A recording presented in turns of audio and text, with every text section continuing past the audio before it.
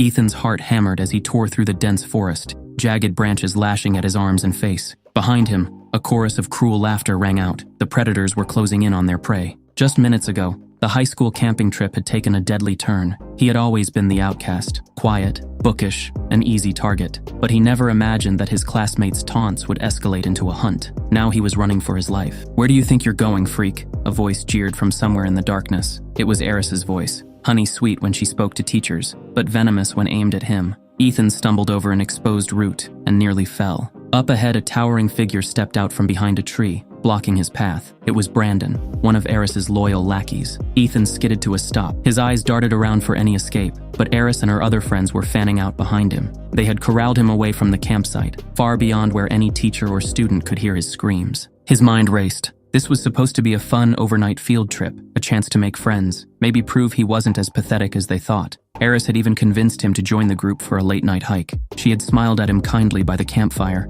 luring him with a false promise of friendship. Betrayal burned in his chest. He had allowed himself to hope, and now that friendly smile was twisted into a delighted grin as she watched him panic. Eris stepped forward, flashlight in hand. She tilted her head in mock concern. "Are you scared?" Pouting in fake sympathy. Ethan's throat went dry. Nothing he could say would stop them now. Brandon cracked his knuckles. "You shouldn't have come out here with us," he growled. "Accidents in the woods happen all the time." His tone held a chilling hint that this accident was no accident at all. Desperate, he raised his hands. "Please, let me go," he managed, voice trembling. This had gone far beyond a cruel prank. He saw it in their eyes, especially in Eris's bright, unhinged gaze. Eris's manicured nails glinted as she gestured idly with the flashlight. "You know, Ethan," she said lightly, "I really did enjoy our chat by the fire earlier. You're such a good listener." Laughter bubbled from the group at her sarcasm. Her smile vanished, replaced by a cold, pitiless stare. "But honestly, the world would be better off without losers like you. All you do is take up space." Ethan's eyes stung,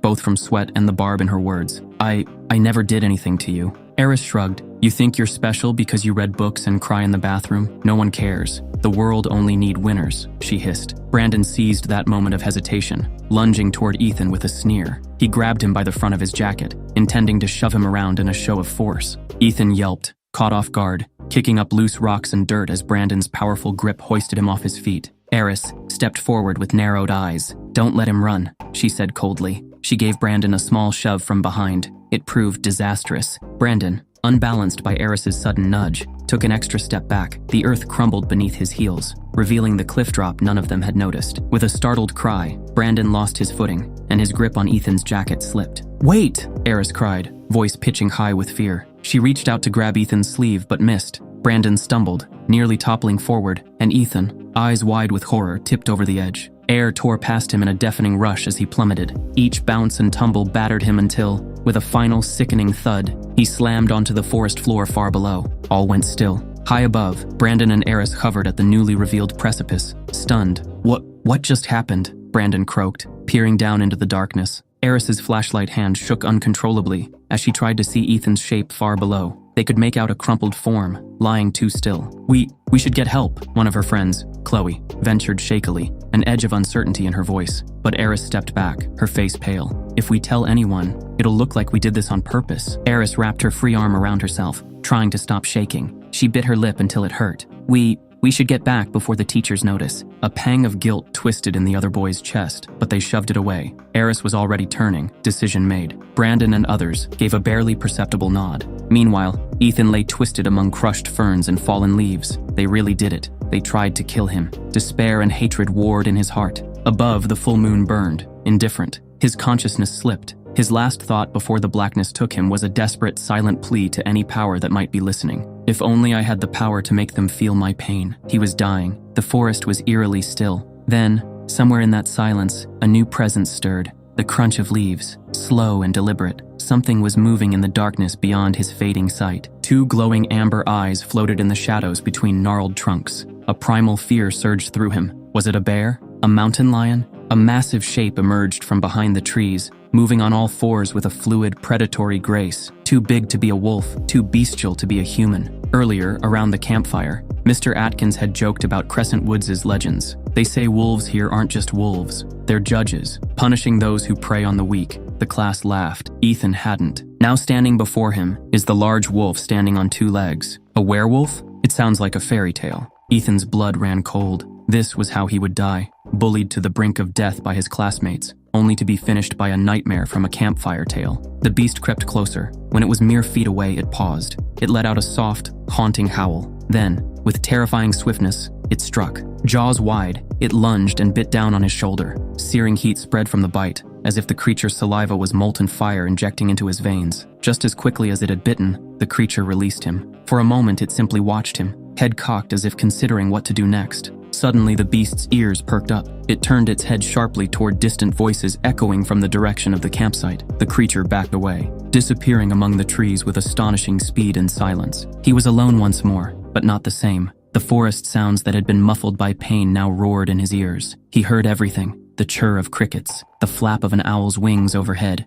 even the distant babble of the creek half a mile away. And amid his tattered clothes, he felt a spreading warmth from the bite wound, a heat that was strangely comforting. He coughed and spat weakly. Something within him, some instinct, was taking over. He found that his left arm, which had been numb upon impact, could now move. It felt stiff and sore, but his fingers curled and uncurled. The beast's bite had done something. He didn't know exactly what yet, but he could feel life pouring back into him. Summoning reserves of strength he didn't know he had, Ethan began to crawl. He had one thought in mind: survive. The night wore on as he made painfully slow progress. Minutes felt like hours. He paused to catch his breath. In the distance, through the trees, he spotted a faint orange glow. Firelight. The camp. A surge of hope gave him new energy. He braced against a tree trunk and forced himself upright. Ahead, voices became audible, frantic, calling his name. Ethan! Ethan, where are you? He tried to shout, but his first attempt came out as a ragged croak. He pushed onward, finally finding the edge of a wider trail. The moment he stepped onto it, a flashlight beam swung wildly through the dark, landing on him.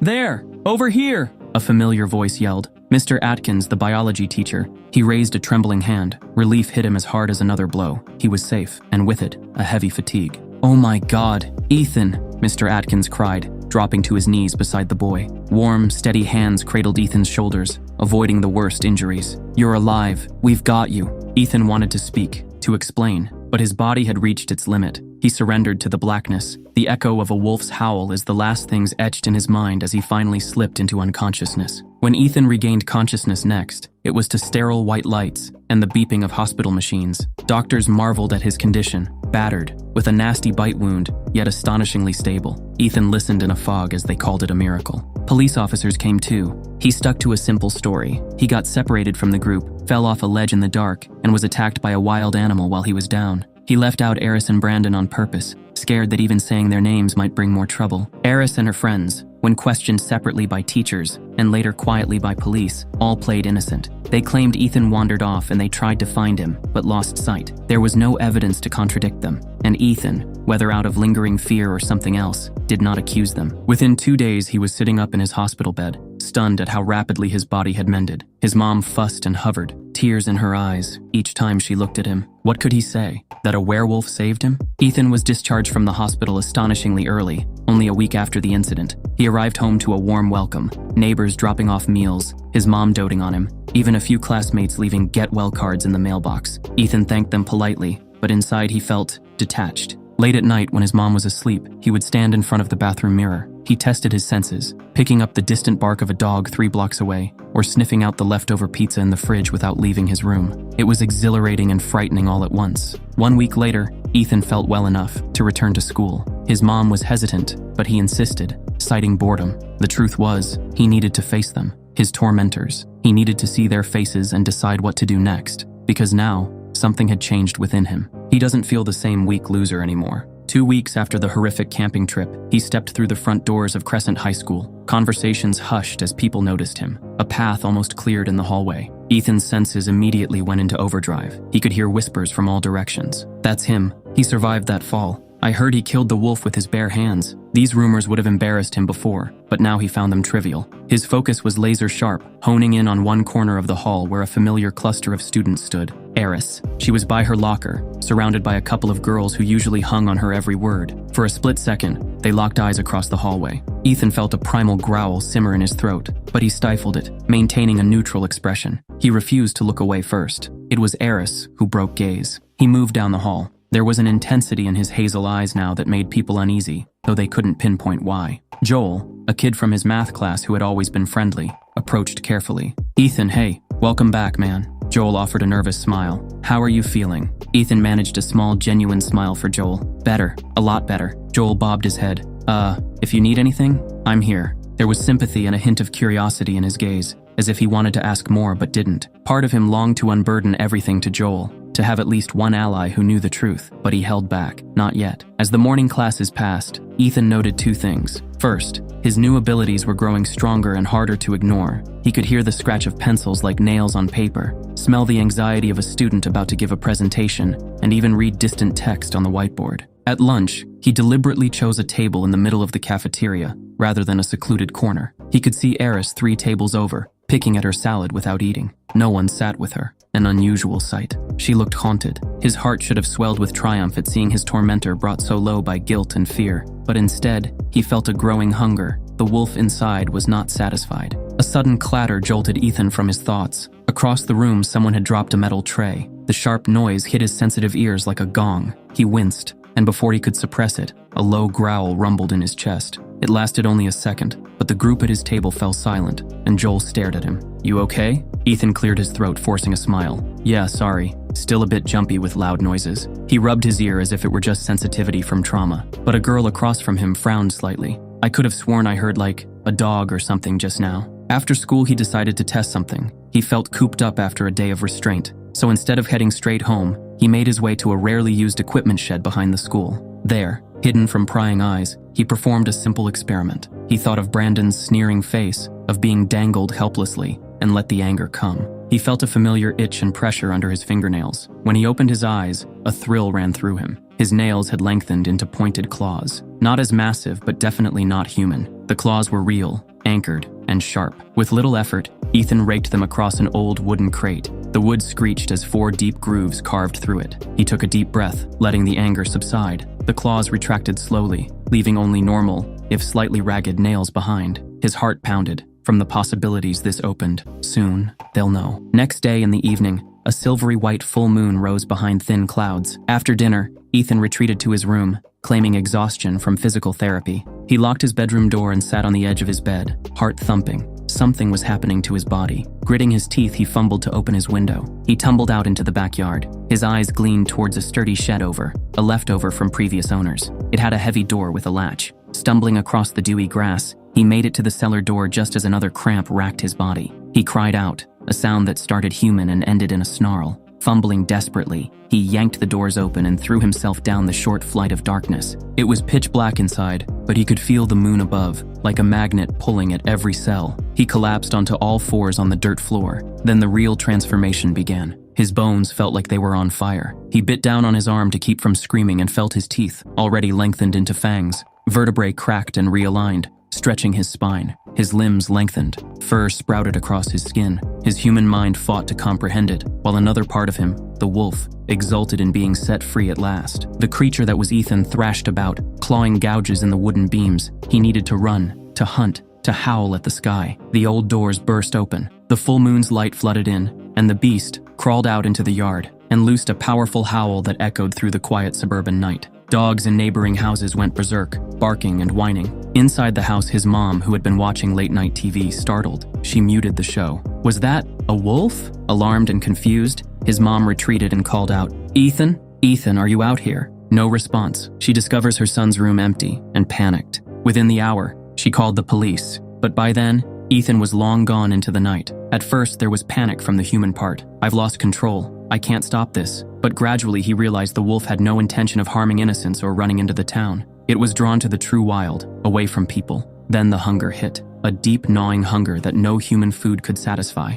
It needed to run, to hunt, to howl. Silent as a shadow, the werewolf stalked through the forest until he found a deer. With a burst of speed, he lunged. Within a second, it was over. Flesh filled the wolf's mouth, and it triggered a frenzy of feasting. A primal satisfaction seeped through Ethan as the hunger was sated. Hours passed. As the moon started its descent, the transformation reversed. When it was over, Ethan lay, shivering in the early dawn chill. He remembered everything. That terrified him more than if he'd blacked out. How could he hold such savage memories inside him and still be human? Staggering to his feet, he realized he recognized this section of the woods, maybe a half-hour walk from his neighborhood. During that trek, conflicting feelings racked him until he neared his house. Police cruisers and his mom's car sat parked haphazardly out front. He realized he couldn't just walk up with tattered clothes and confess he'd gone wolf. He needed cover. He deliberately scratched himself to add some fresh bruises. Taking a deep breath, he mustered a dazed, I'm here, he called out hoarsely. There he is, an officer shouted, and in seconds Ethan was surrounded by his frantic mother and concerned police. His mom threw her arms around him, despite the grime and smell.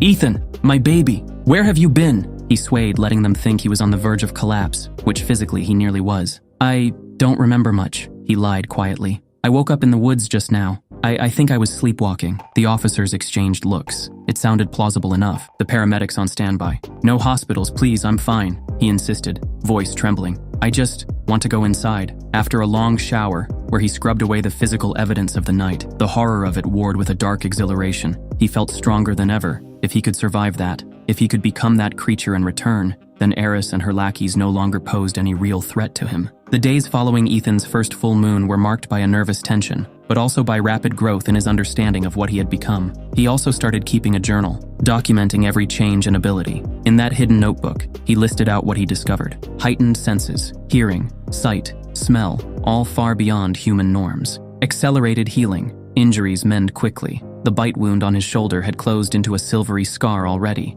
He cautiously tested this by pricking his finger. The tiny wound healed within seconds. Enhanced strength and agility. Far stronger and faster than before. He could sprint faster than the track team's star runner. Partial and full transformation at will. Claws, fangs, eyes, and soon the full wolf transformation without losing consciousness. Yet with each experiment, he realized controlling his emotions was as crucial as controlling his physical transformations. The wolf fed on strong feelings, rage, fear, even desire, so he practiced calm. But now he was certainly ready. At night, he would often stalk the neighborhoods, unseen. With his senses, it was easy to climb unseen onto Eris's backyard fence and watch her house from the darkness. He could hear her inside on the phone, voice strained. One such night, he overheard a conversation that brought a sharp grin to his face. Eris was speaking in an urgent whisper to Chloe over the phone. I don't care, Chloe. I know it's him. Who else could it be? A pause, then, no, I'm not crazy. You saw what happened to Brandon, and Kevin won't even talk to me anymore. This is falling apart. Her voice cracked.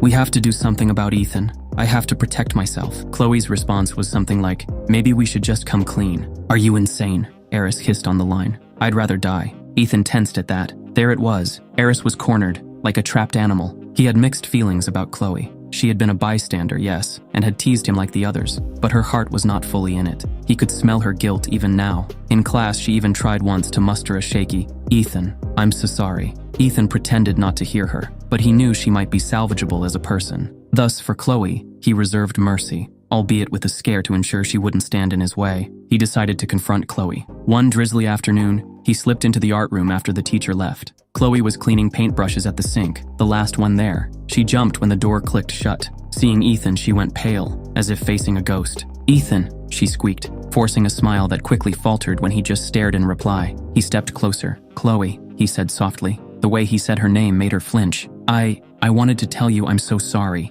she blurted, words tumbling out. Her eyes were shining with tears already. I never wanted anyone to get hurt. I swear, I was too scared to stop it, and that's on me. And Ethan raised a hand, and surprisingly, she fell silent mid-ramble. I believe you, Ethan said quietly. Chloe blinked in surprise. A tear spilled down her cheek. But believing you doesn't erase what happened. Chloe nodded rapidly. I know. I'll never forgive myself.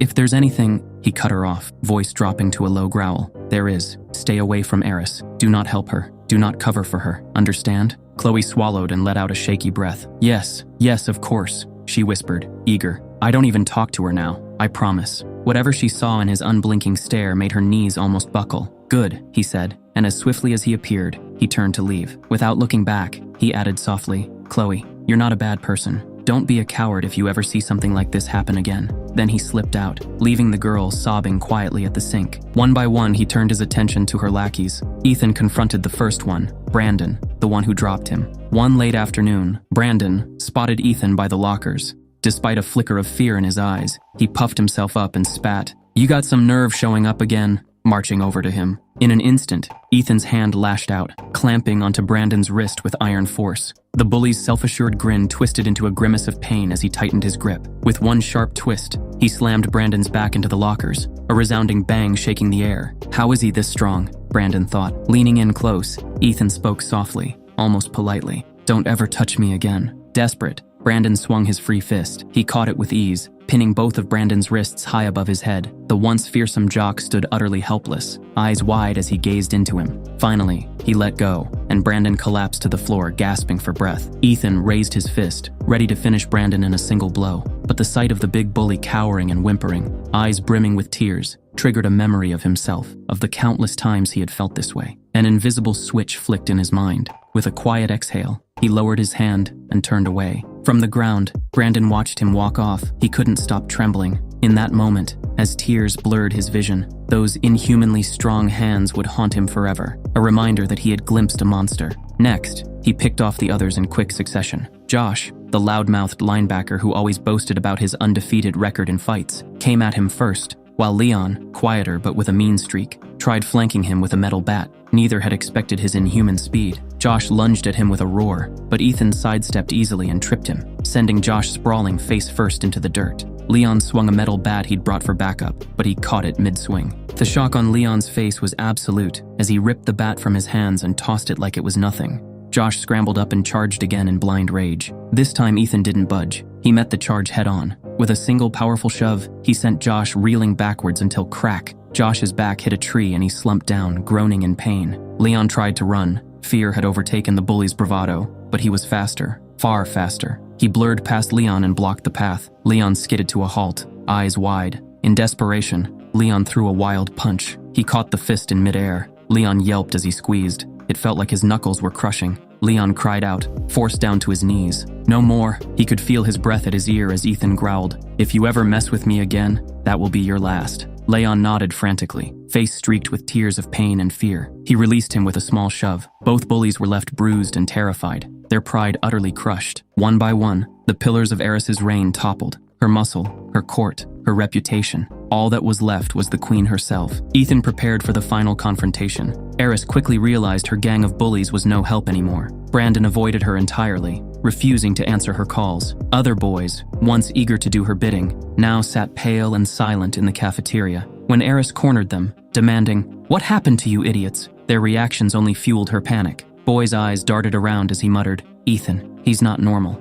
He's like a monster," refusing to say anything more. Eris's heart pounded. In a matter of days, Ethan had turned her loyal henchmen into scared children. They had all thought he was gone. Now he was back, and somehow, he had become powerful. She felt control slipping through her fingers. For the first time in her life, Eris had no one to rely on. She thought about going to the principal, or even the police, but fear and pride held her back. What would she say? That the boy she bullied was scaring her? That she and her friends had tried to kill him, and now he wanted revenge? Eris realized there was only one terrible solution left. She had to eliminate Ethan, permanently, before he did the same to her. If her lackeys couldn't protect her, she would protect herself. Late one night, in her bedroom, she yanked open her closet and pulled out a small metal box hidden beneath old shoes. Inside lay the cold steel of her father's handgun. "I won't let him ruin me," Eris whispered to herself, trying to steady her breathing. "It ends here," she thought. When the next day arrived, Eris was running on nervous adrenaline. She slipped a note into Ethan's locker between classes. "Meet me at the old field shed after sunset.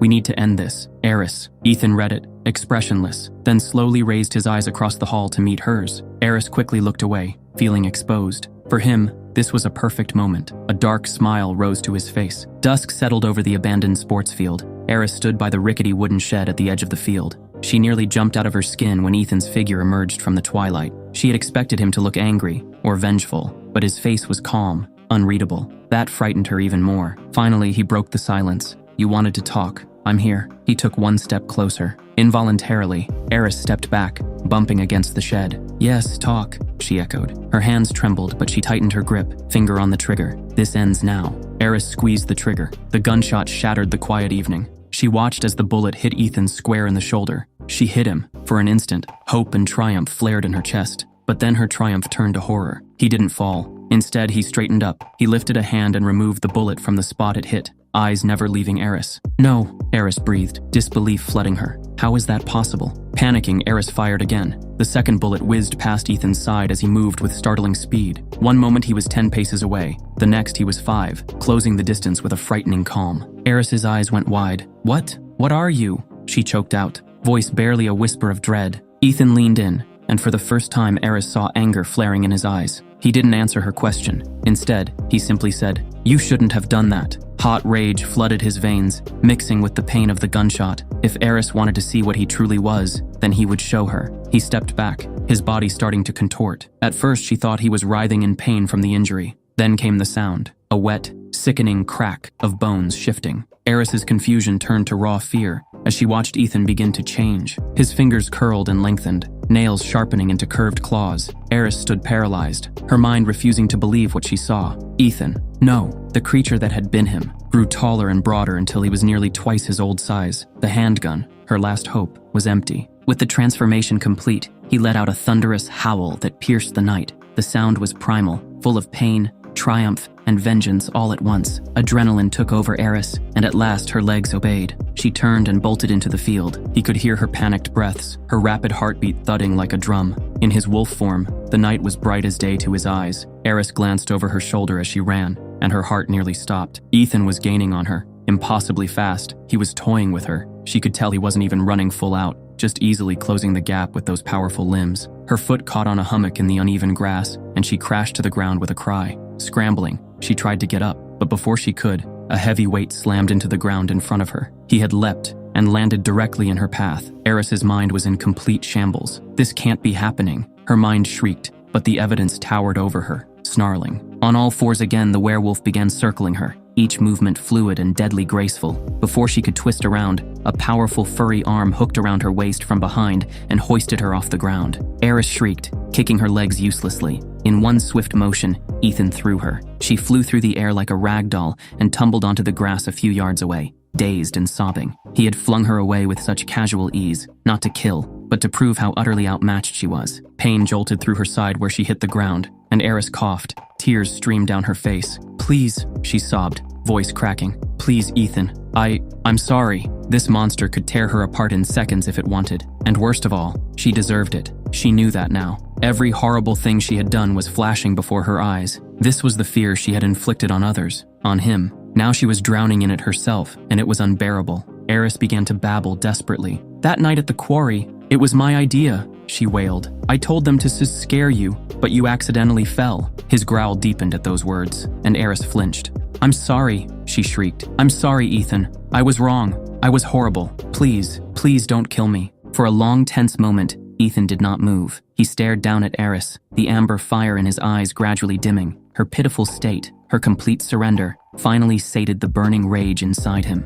She would never hurt anyone again. He was certain of that now. Slowly, the massive werewolf stepped back. Ethan's form began to shift once more. Now in his human form, he knelt down on one knee, bringing himself level with the quivering girl. His face was calm, but utterly devoid of sympathy. "Now you know what it's like," he said quietly. She stared at the ground, tears dripping from her chin. With one last look at the bully who had once made his life a nightmare, Ethan stood up. Without another word, he turned and walked away the night. Next day, he stepped into Crescent High the next morning, feeling an unfamiliar sense of ease. Whispers followed Ethan, but not the same ones from before. "Did you see Eris? She looked like she hasn't slept in a week. Brandon's still avoiding him. So are other boys. What did he do to them?" Ethan ignored them, walking calmly to his locker. He no longer carried himself like the timid outcast he once was. He was confident, strong. As the day progressed, he noticed something off. By the time the last period rolled around, he had a nagging feeling. Something was coming. His instincts were screaming at him, the same way they had before the full moon. Something wasn't right. The final bell rang, and students flooded the halls, eager to leave. Ethan headed toward the exit when his ears picked up a shift in the air, a smell that didn't belong. His muscles tensed. He weaved through the dispersing students and exited the building. Following his instincts, he moved past the school parking lot, toward the edge of the woods bordering Crescent High. And then he saw it. A massive claw mark gouged into the side of a tree. His breath quickened. He scanned the ground. Footprints. They didn't belong to any human. A werewolf. Ethan's head whipped up, his pupils dilating as his body tensed. Something was watching him. A massive, hulking shape stepped forward, muscles rippling beneath dark fur. Its sheer size dwarfed Ethan's own wolf form. And then, in a deep, guttural voice that sent ice down Ethan's spine, It spoke. "I've been looking for you, pup." Ethan's world shattered in that instant. The werewolf wasn't alone. More glowing eyes flickered to life in the shadows behind it. After a long time, Ethan felt small,